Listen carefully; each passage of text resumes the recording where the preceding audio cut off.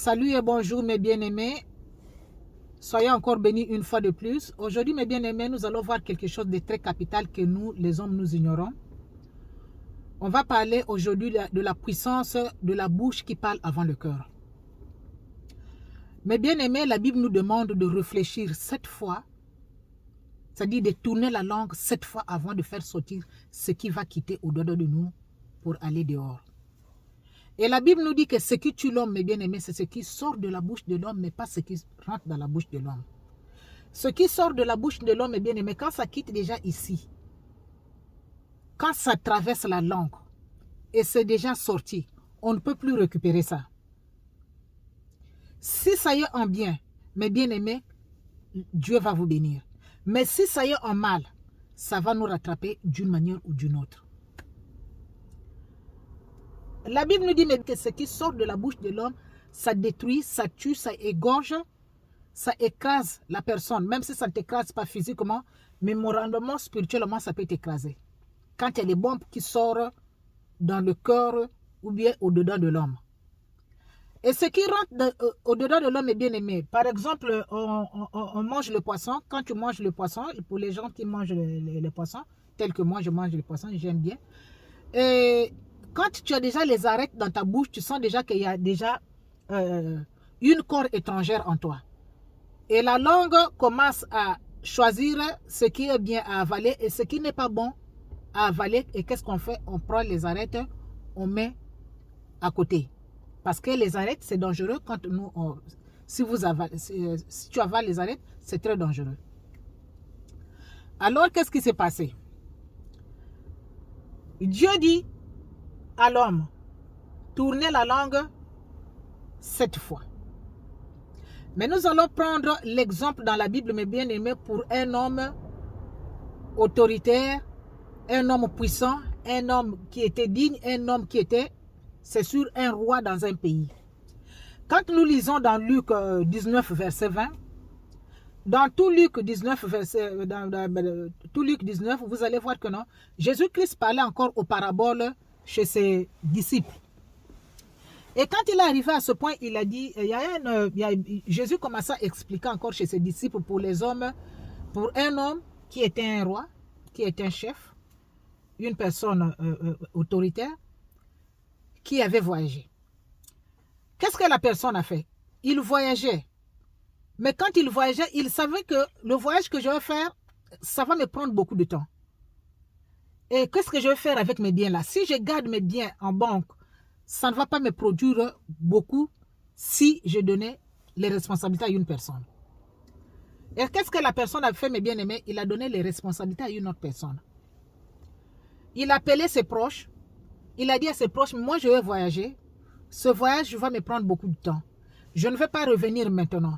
S'il vous plaît, te laissez mes biens, mais aide-moi à gérer mes biens.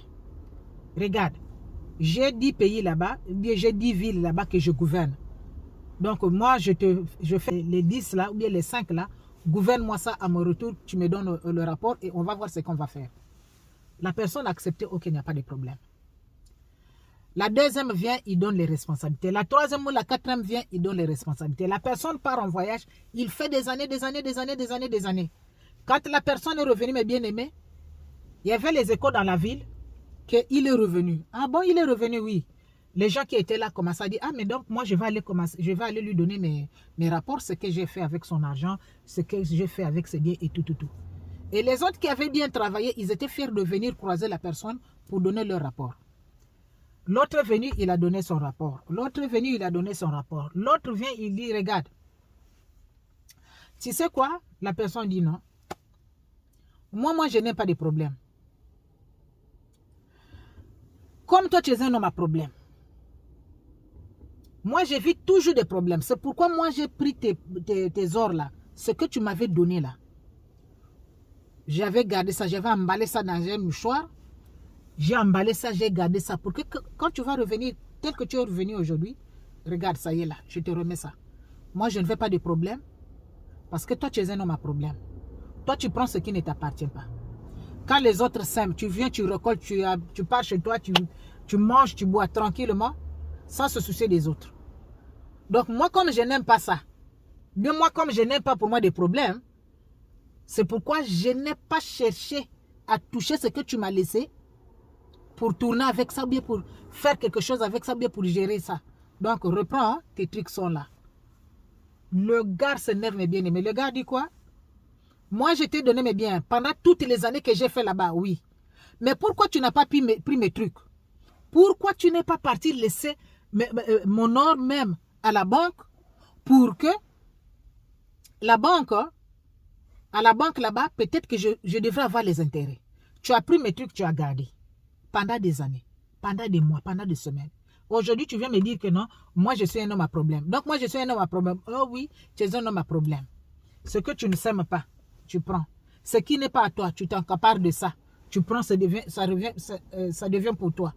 Donc moi, j'ai les mains en l'air, je ne veux pas de problème. Les gars qui disent, tu sais quoi? Il dit non. De la même manière que tu as dit là, de la même manière que tu as parlé là. Comme moi, je prends ce qui ne m'appartient pas. Ce que je n'ai pas sémé, je viens, je récolte. Je pars chez moi, je mange, je bois, tranquillement, sans penser aux autres. C'est ce que je vais te faire maintenant. Qu'est-ce que le gars a fait? On a récupéré, le gars a d'abord récupéré ce qu'il lui avait donné et il a récupéré tout ce qu'il avait. Donc s'il avait les enfants, si c'était un roi, il récupère d'abord les enfants. Si c'était un roi, il avait la femme, s'il était marié, il récupère d'abord. S'il avait des champs, il avait tout. Le gars a tout récupéré, mes bien-aimés, le roi a tout récupéré, sans lui laisser quelque chose. Pourquoi? La personne, il connaissait qui était le roi. Il connaissait qui était son chef là. Il connaissait qui était le gars. Il connaissait que c'était un homme dur, sec, un homme mauvais. Mais quand la personne te donnait ces trucs, pourquoi tu n'avais pas refusé? Tu as accepté et arrivé à accepter, tu as gardé le truc de la personne sans intérêt. La personne était fâchée, mes bien-aimés. Et qu'est-ce que le gars a fait? Il a récupéré tous les biens que la personne avait.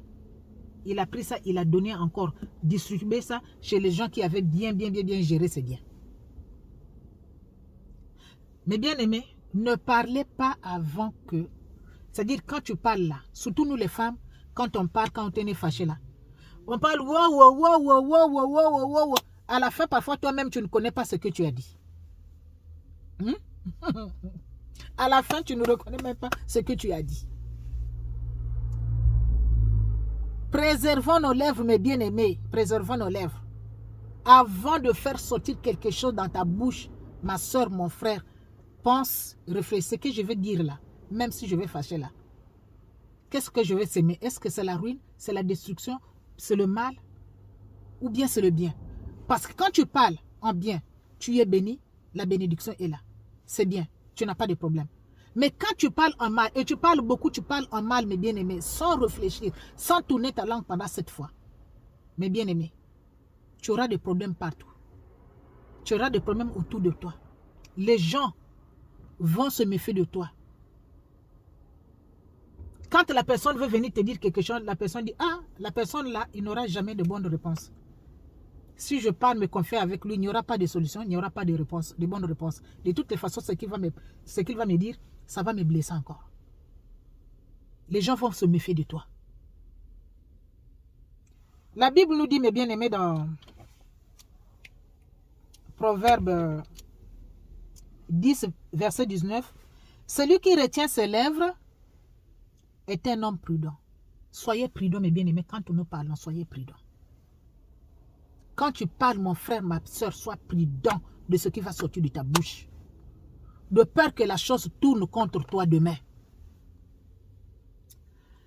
Je vais vous donner un petit témoignage. Il y avait un couple que j'avais connu.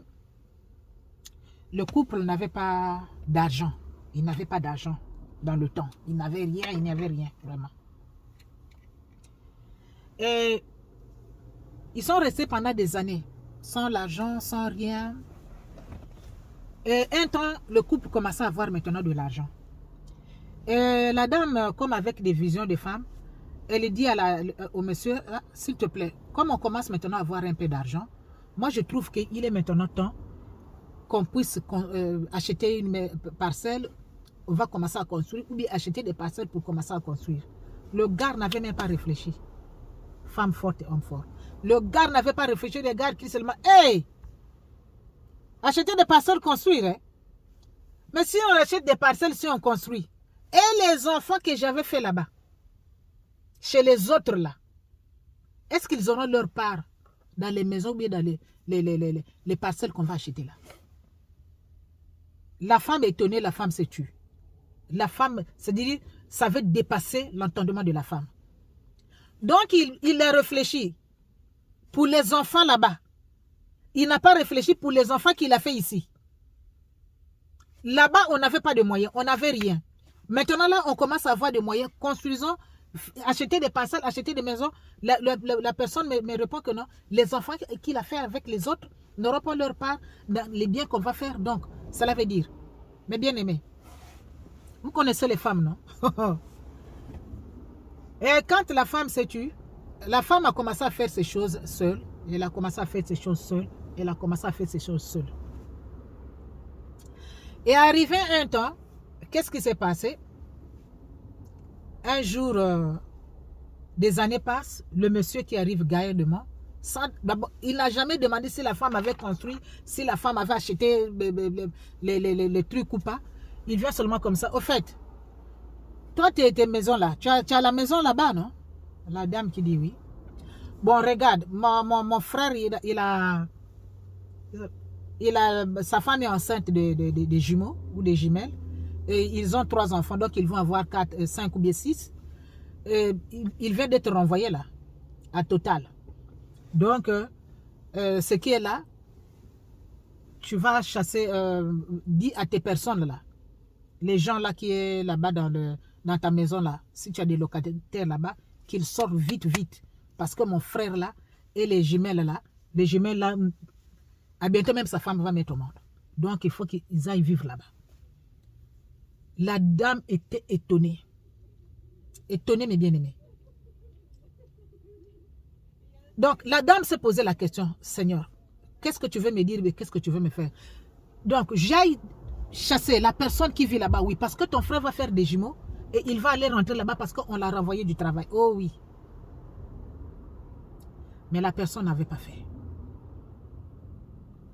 La bouche qui a parlé sans réfléchir, sans voir le lendemain que ce que tu as semé, tu peux le récolter. Que ce que tu as parlé qui est sorti de ta bouche que tu n'avais pas réfléchi ou bien tourné ta langue pendant cette fois-là, ça t'a attrapé. Ça y est là, ça commence maintenant à t'avaler. Réfléchis, femme forte. Réfléchis, homme fort. Avant de dire quelque chose à ton prochain, que ce soit au travail, même avec les enfants, avec ton conjoint, ta conjointe, avant de dire quelque chose, réfléchis. Tourne ta langue cette fois, de peur que la chose te rattrape un jour. Nous allons encore lire un verset biblique, mes bien-aimés. Celui qui veille sur sa bouche et sur sa langue préserve son âme des angoisses. Frère, ma soeur, quand tu préserves ta bouche là, tu préserves ta langue là, mon frère, ça te préserve de beaucoup d'angoisses. C'est-à-dire là où tu devrais avoir des problèmes, là où tu devrais avoir beaucoup de problèmes, à travers tes paroles, à travers la langue, ça te préserve, ça te protège. Préserve ta bouche, mon frère. Préserve ta bouche, ma soeur. Il y a un petit témoignage aussi que je voulais vous donner. Il y a un homme dans un pays qui avait fait quelque chose qui n'était pas bien. Ce sont des histoires. Et le gars était un proche du roi. Et comme il était un proche du roi, dans la ville, vous savez que tous personnes au-dessus de la loi. Donc, cette zèle-là, moi, je suis proche du roi. Alors, même si je fais ceci, même si je fais cela, je suis l'enfant d'eux, je suis proche d'eux, je suis ceci, je suis cela. Personne, moi, je suis l'intouchable, je suis ceci, cela. La personne a fait quelque chose qui n'était pas bien dans le pays. Ou dans la ville, ou dans le village là où il était. Donc, ça a touché tout le monde. Tout le monde était choqué. Que tout le monde peut faire ça. Mais lui là, qui connaît la loi, c'est lui là qui connaît les règles du jeu, ou les règles du pays ne peuvent pas tomber dans ce niveau-là. Mais comme il ne pouvait pas être au-dessus de la loi disait que si tu sèmes ou bien tu fais cet acte-là, ou bien tu fais la chose, on doit te pendre. Mais le gars a fait, parce qu'il était proche du roi. Et quelque temps après, on l'a attrapé, on l'a jugé, il était coupable, on a dit qu'il faut qu'on l'attrape. Qu'est-ce que le roi fait? Le roi a mené les cordes là. Mais c'est sûr que les cordes en question, on avait mis l'acide, comme la personne expliquait. Quand on est venu mettre la corde dans le cou de la personne pour la pendre, quand on a tiré la chaise là où la personne avait mis les pieds, la personne est tombée dans le trou, mais le fil même était même coupé avant même que la personne tombe dans le trou. Donc la personne n'était même pas blessée, il n'est même pas mort. Mais comme il avait la bouche qui parlait avant son cœur, avant même sa langue, sa bouche a déjà dit wow. Regarde, ils n'ont même pas les vraies cordes qu'on peut pendre les gens. Or que dans la ville ou dans le village, il y avait les voisins, les villages voisins qui sont venus pour venir assister la personne du haut rang qu'on va pendre aujourd'hui. Il y avait tellement de gens. Mais le roi ne voulait pas tuer sa personne. Il ne voulait pas. C'est pourquoi le roi avait donné des cordes là qui n'étaient pas bien là pour que la personne ne puisse pas mourir. Mais comme sa bouche parlait plus avant son cœur, sa bouche là, quand ça faisait sortir des trucs comme des fusils là, c'est-à-dire la croisée de la vitesse de sa bouche là dépasse même la manière où le sang coulait même dans son corps. Quand la personne a parlé, la personne dit hey, ils n'ont même pas de fils qu'on peut même les vraies cordes qu'on peut même pendre les gens. Le roi avait honte. Le roi a dit ah bon, on n'a pas les vraies cordes. Attends, on est parti. Le roi est parti dans sa maison, il a mené le corde, il a dit regarde, choisis quelle est la corde que tu veux qu'on puisse te pendre avec ça. Ce qui est très très dur là, toi choisis toi-même.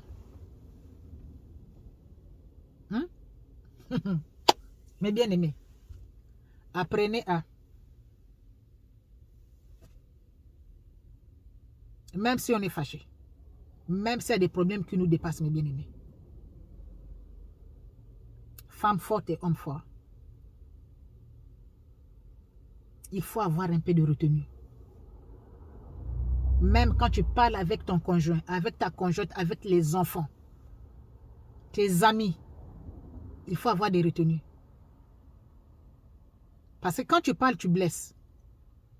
Mais quand tu blesses, tu ne sais pas que la personne là que tu as blessée là devient méfiant ou méfiante. Et la personne n'a plus confiance en toi. Parce que quand tu fais du mal là, à travers tes paroles, à travers tes langages là, bouche qui parle avant le cœur, mes bien-aimés, personne n'aura plus confiance en toi. Quand tu viens devant les autres, là, vous êtes là, les gens commencent à voir. Quand tu commences à venir là, quand tu viens, tu t'assois là, comment ça va? Oui, ça va bien. Tout le monde se regarde. Et pourtant, depuis là-bas, tu voyais comment les gens parlaient, ça partageait, ça riait là. Mais comme tu es venu là, les gens se méfient maintenant de toi. Préserve ta bouche, mes bien-aimés. Préserve ta bouche pour préserver ton âme des angoisses, des problèmes, des situations compliquées, des situations difficiles.